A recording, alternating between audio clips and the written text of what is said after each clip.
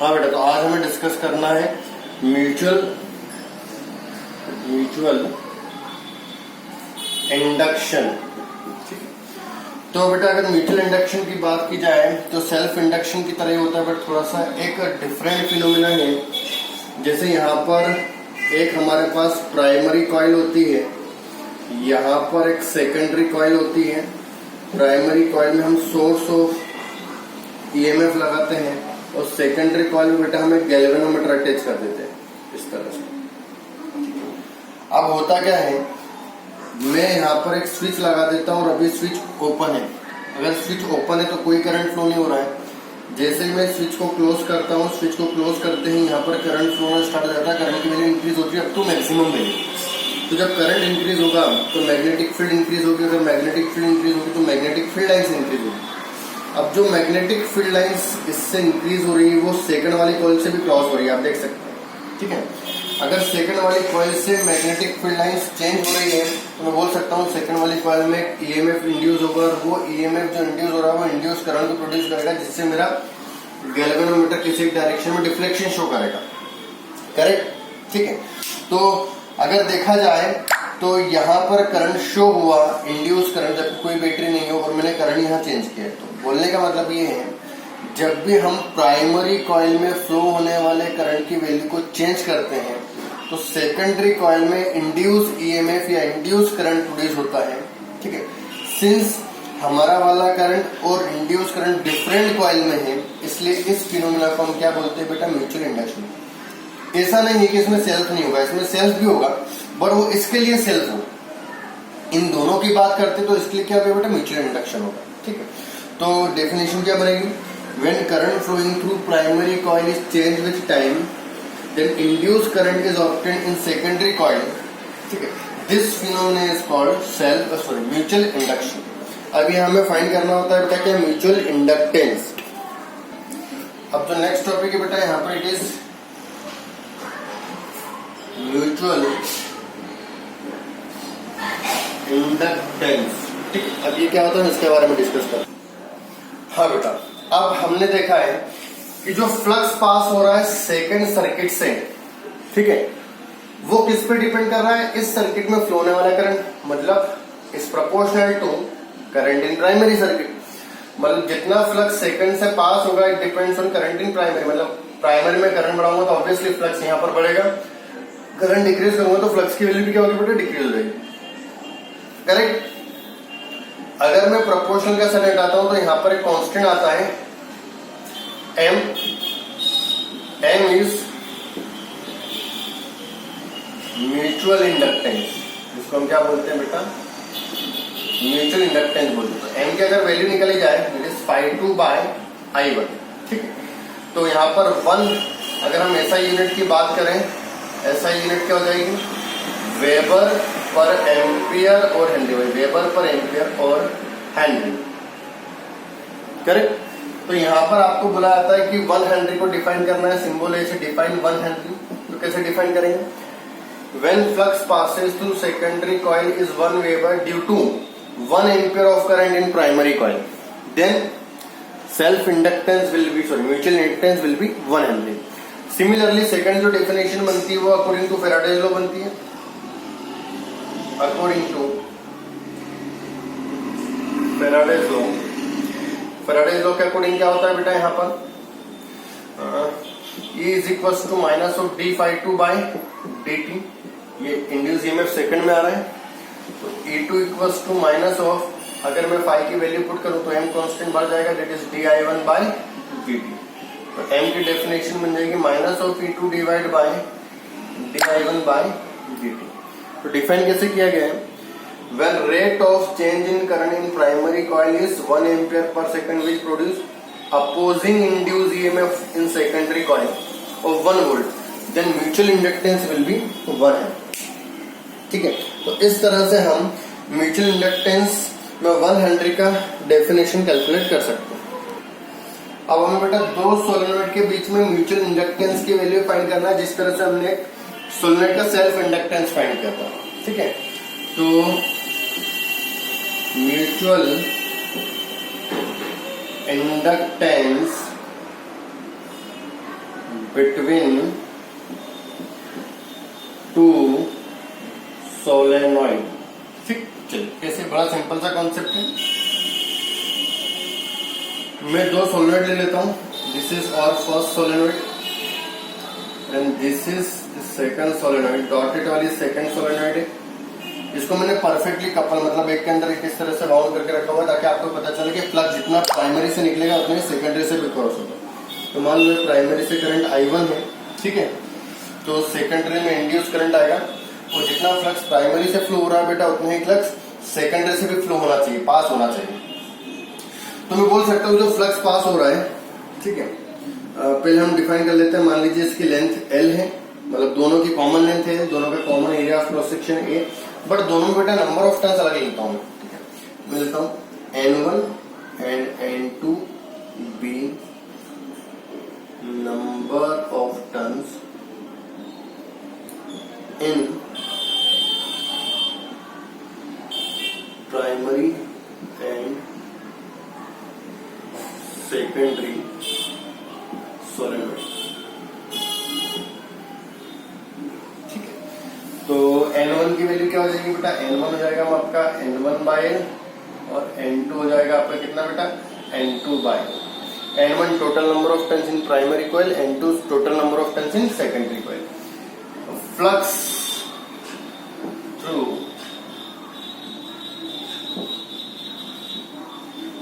secondary solenoid हो जाएगा Phi2 is equals to MI1, correct.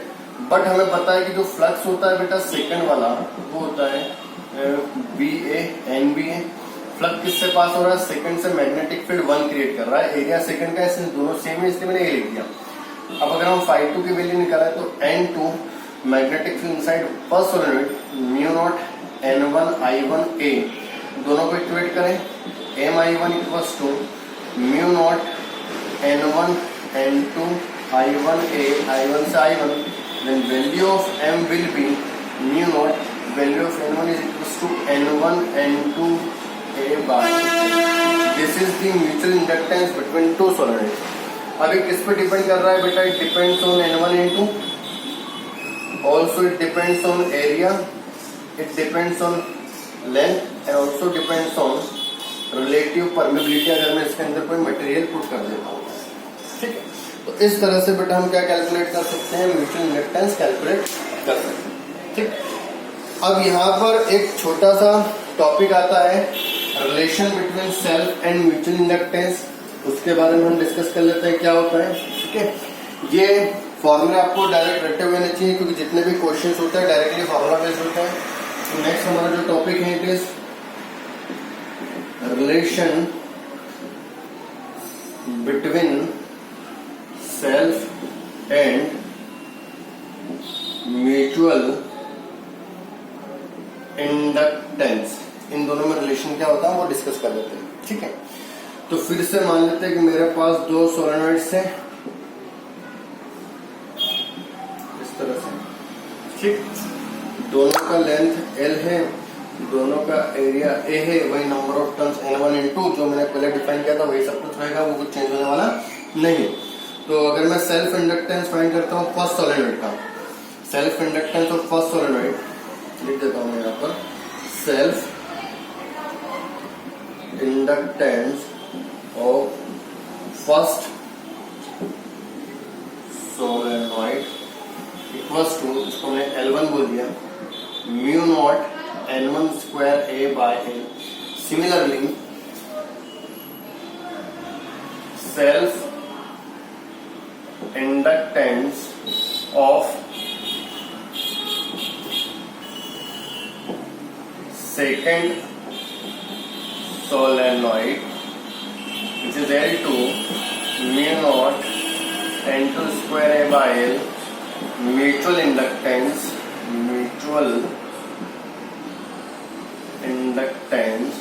which is M is equals to μ0 N1 N2 A by L. Now this is equation 1, this is equation 2, this is equation 3. If we simply multiply equation 1 and 2, then we will get L1 L2 equals to mu naught into mu naught square, already N1 का square है, already N2 का square है, A into ए का square हो जाएगा यहाँ पर divide by L square. देखा जाए तो ये टर्म M बन रही है, तो L1 L2 is equal to M square, value of M will be root over L1 L2। तो this is the relation between mutual inductance and self inductance. अब जहां तक बात करते हैं बेटा इस रिलेशन की, तो ये जो रिलेशन है, ठीक है, it is valid when coupling is perfect. Coupling perfect का मतलब क्या होता है बेटा? कपलिंग परफेक्ट का मतलब ये होता है कि जितना फ्लक्स प्राइमरी से निकल रहा है उतना ही सेकेंडरी से भी क्रॉस होना चाहिए। अगर थोड़ा सा भी फ्लक्स का चेंज हो गया, थोड़ा सा भी फ्लक्स लॉस हो गया, मतलब प्राइमरी से जितना फ्लक्स निकल रहा है अगर उतने ही फ्लक्स सेकेंडरी से क्रॉस नहीं हो पा रहा है, तो यहाँ पर हमें रिलेशन थोड़ा चेंज करना होगा। रिलेशन जाएगा k times of root over L1 L2, where k is called coefficient of coupling, whose value lie between 0 to 1। अगर k की वैल्यू 0 होगी मतलब जो कपलिंग है बिल्कुल भी परफेक्ट नहीं है, मतलब जितना फ्लक्स प्राइमरी से निकल रहा है उससे एक फ्लक्स भी जो होगा वो सेकेंडरी से पास नहीं हो पा रहा है, ठीक है। अगर k की वैल्यू एग्जैक्ट इक्वल टू 1 हो जाती है मतलब कपलिंग बिल्कुल परफेक्ट है, अलग केस बन जाएगा। अगर k की वैल्यू 0 और 1 के बीच में रखती है मतलब पार्शली परफेक्ट होगा, ठीक है। तो ये जनरली जो क्वेश्चंस आते हैं हमें वो परफेक्ट कपलिंग के होते हैं, बट अगर आप कहीं पर एंट्रेंस की तैयारी कर रहे हैं तो आपको वहां पर k की वैल्यू गिवन होगी, ठीक है। कोएफिशिएंट ऑफ कपलिंग बोलते हैं हमेशा। चलिए, तो ये क्या हो गया बेटा हमारे पास यहाँ पर relation between self and mutual inductance. अब अगर हम बात करते हैं यहाँ पर नेक्स्ट टॉपिक की, the next topic is energy and inductor. Inductor में जो एनर्जी होती है किस फॉर्म में होती है, कितनी होती है, हमें निकालना है। तो अभी ऑलरेडी हम डिस्कस कर चुके हैं। तो जो एनर्जी होती है वो जनरली बेटा मैग्नेटिक एनर्जी होती है, क्योंकि जैसे हम इलेक्ट्रिसिटी फ्लो करते हैं इसमें मैग्नेटिज्म डेवलप हो जाता है, तो जो एनर्जी होती है वो मैग्नेटिक एनर्जी के फॉर्म में होती है, ठीक है। तो मैग्नेटिक एनर्जी कितनी होती है, बड़ा सिंपल सा कॉन्सेप्ट है। अगर मैं निकालूं आपका energy in inductor, energy in inductor, ठीक है, तो हमें पता है कि जो पावर होता है dw/dt, this is power and value of power equal to v into I, मतलब यहाँ पर हो जाएगा बेटा induce EMF E into I, ठीक है। ये मेरे क्या हो जाएगा, यहाँ पर पावर की वैल्यू हो जाएगी। चलिए, अभी अगर हम इंड्यूस ईएमएफ की बात करते हैं d⍵/dt is equal to power का मैग्नीट्यूड निकाल रहा हूं मैं, तो इंड्यूस ईएमएफ जो हो जाएगा बेटा मेरे पास, it is according to Faraday's law d∅/dt, magnitude ले रहा हूं इसलिए मैं प्लस नहीं लगा रहा हूं। नाउ वैल्यू ऑफ dt से dt cancel out, value of phi is Li into I, तो d⍵ equals to L constant I into di.